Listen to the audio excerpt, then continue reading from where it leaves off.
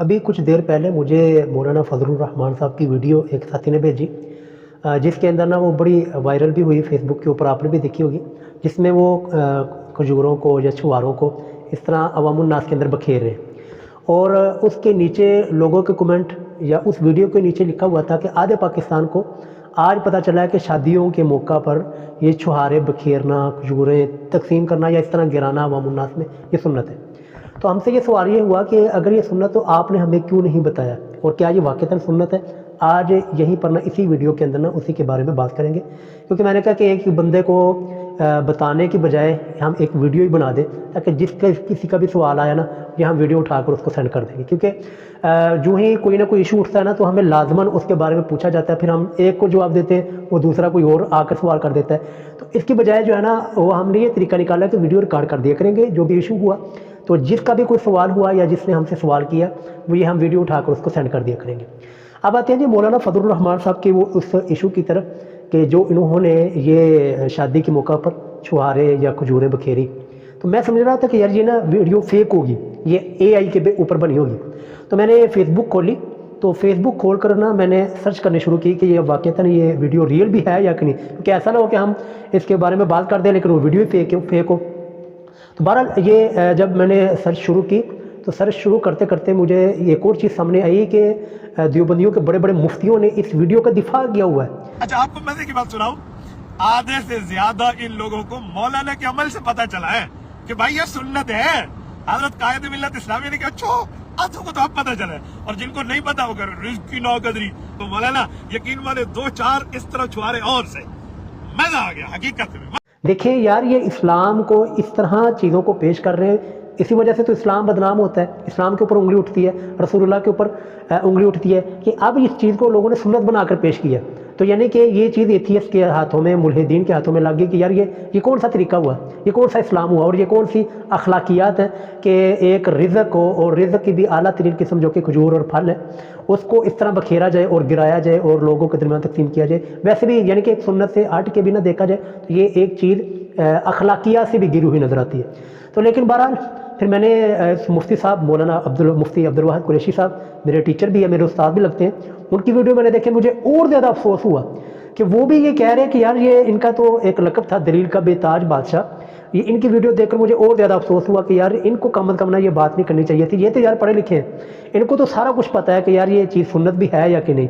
اور وہ بھی ویڈیو کے اندر آ کرنا اسی طرح یہ بات کر رہے ہیں کہ جی آدھے پاکستان کو پتہ چلا کہ یہ کھجوریں اور چھوارے بکھیرنا یہ سنت ہے۔ یار خدا کا خوف کرنا چاہیے۔ تو ہم آتے ہیں جی اب اس کے جواب کی طرف، کیا یہ واقعتاً یہ چیز یہ سنت سے ثابت بھی ہے یا کہ یہ علماء دیوبند کا، یہ ان مولویوں کا خود سے گڑی ہوئی چیز ہے؟ اس کے اوپر میں انشاءاللہ قرآن آیات، احادیث اور فقہ حنفی کے اندر اس کے بارے میں کیا لکھا ہے، اور فتاوی دارالعلوم دیوبند کا فتویٰ بھی میں انشاءاللہ ساتھ اٹیچ کروں گا۔ تو دیکھیے جی، یہ کہہ رہے ہیں کہ جی سنت ہے، تو میں مکمل ذمہ داری کے ساتھ، مکمل گارنٹی کے ساتھ یہ کہتا ہوں کہ سنت کہنے کے لیے ہمارے پاس اللہ کے رسول صلی اللہ علیہ وسلم کی کوئی حدیث ہونا لازمی ہے، اور حدیث ہونا ضروری ہے، یا چلو حدیث نہ ہو، کسی صحابی کا ہی عمل ہمارے سامنے آ جائے، لیکن کتب احادیث اس بات کی شاہد ہے کہ کوئی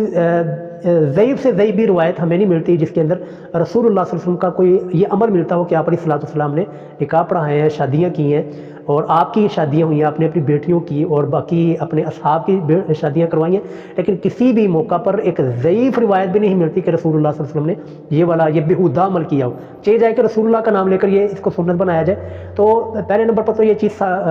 جو ہے وہ ساقط ہوتی ہے کہ یہ رسول اللہ صلی اللہ علیہ وسلم کا عمل نہیں ہے، نہ ہی یہ صحابہ کرام کا عمل ہے۔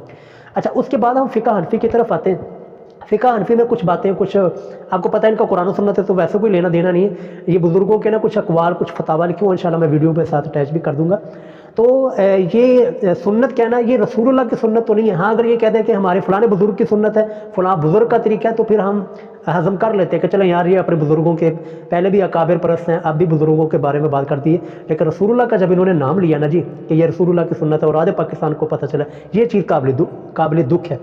تو جی فقہ حنفی کے اندر بھی نا یہی فتوے ملتے ہیں کہ جی فلاں بزرگ کے ہاں فلاں نے یہ فتویٰ لکھا ہے، لیکن رسول اللہ صلی اللہ علیہ وسلم کے بارے میں کوئی بھی ایسی روایت، کوئی بھی ایسی فقہ حنفی کا فتویٰ جس کے اندر حدیث مینشن کی ہوئی ہو کہ یہ رسول اللہ نے فلاں موقع کے اوپر یہ اس طرح عمل کیا، یا کسی صحابی نے فلاں موقع کے اوپر یہ عمل کیا ہو، اس طرح کی فقہ حنفی کے اندر بھی کوئی عبارت نہیں ملتی۔ بزرگوں کے فتوے ہیں تو بزرگوں کے فتوے تو سارے لیے پھرتے ہیں، تو بزرگوں کے فتوے ہمارے لیے تو حجت نہیں نا، ہمارے لیے حجت اور ہمارے لیے دین وہ ہے جو اللہ نے اپنے کلام میں اور محبوب علیہ الصلوۃ والسلام نے اپنے فرامین احادیث کے اندر بیان کر دیا۔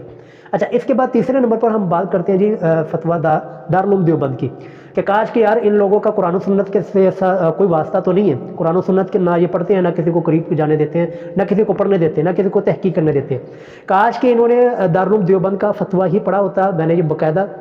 یہ ساتھ آپ کو میں نے اسکرین ریکارڈنگ چلا دی ہے، آپ خود اس کو دیکھ سکتے ہیں، پڑھ سکتے ہیں کہ فتویٰ دارالعلوم دیوبند سے باقاعدہ اس سے سوال ہوا دارالعلوم دیوبند کے مفتیان سے کہ کیا یہ نکاح کے موقع پر یہ کھجوریں اور چھوارے بکھیرنا اور بانٹنا گرانا کیا یہ سنت ہے؟ تو انہوں نے نا باقاعدہ ان روایات کے اوپر جرح کی ہے، ان روایات کو بیان کیا ہے کہ سنن الکبریٰ کے اندر 3 روایات ملتی ہیں، اور تینوں روایات کے اوپر انہوں نے باری باری اس روایات کے اوپر انہوں نے بحث کی ہے اور بتایا کہ اس حدیث کے اندر کذاب راوی ہے، مجہول راوی ہے، تینوں روایات کے اوپر بحث کر کے پھر آخر کے اندر انہوں نے لکھا ہے کہ یہ عمل اس کو سنت نہیں کہا جائے گا، یہ رسول اللہ صلی اللہ علیہ وسلم کی یہ مبارک عمل نہیں ہے، یہ سنت نہیں ہے۔ ہاں اگر اپنے طور پر آپ کرتے ہیں تو کرتے رہے، جس طرح باقی نکاح کے موقع کے اوپر بہت ساری بیہودہ رسم و رواج ہمارے ہاں رائج ہیں، تو ایک یہ بھی ہے تو چلتا ہے تو چلنے دیں، لیکن ہمیں مسئلہ یہ ہے، اور مسئلہ تب خراب ہوا ہے کہ جب اس کو رسول اللہ کا نام دیا گیا، جب اس کو سنت کا نام دیا گیا، اس وقت ہمیں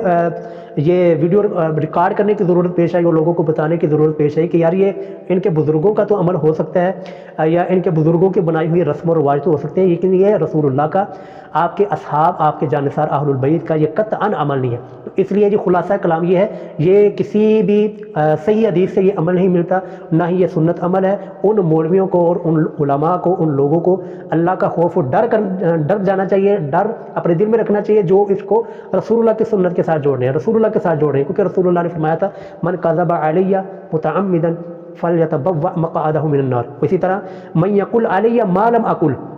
کہ جس شخص نے کوئی ایسی بات کی، کوئی ایسی بات میری طرف منسوخ کر دی جو کہ میں نے نہیں کہی تھی، فلیتبوأ مقعدہ من النار، تو اس کا ٹھکانہ جو ہے وہ جہنم ہے۔ اس ویڈیو کی وساطت سے میں ان تمام علماء بڑے ادب و احترام کے ساتھ یہ گزارش کروں گا کہ یار آپ کو پتہ ہے، آپ کو سارا کچھ علم ہے کہ یار یہ سنت رسول اللہ کی سنت نہیں ہے، کسی بزرگ بابے کی سنت ہو سکتی ہے، وہ ایک الگ چیز، وہ دین نہیں ہو سکتا، وہ اس بابے اور بزرگ کی آپ سنت کے، لیکن رسول اللہ کی سنت نہیں ہے۔ تو جنہوں نے یہ رسول اللہ کے ذمے یہ جو ہے بےہودہ رسم لگائی ہے، ان کے اوپر توبہ واجب ہے، وہ توبہ بھی کریں اور اپنے اس عمل سے رجوع بھی کریں۔ اللہ رب العالمین جی ہمیں سمجھنے کی بات سمجھنے کی توفیق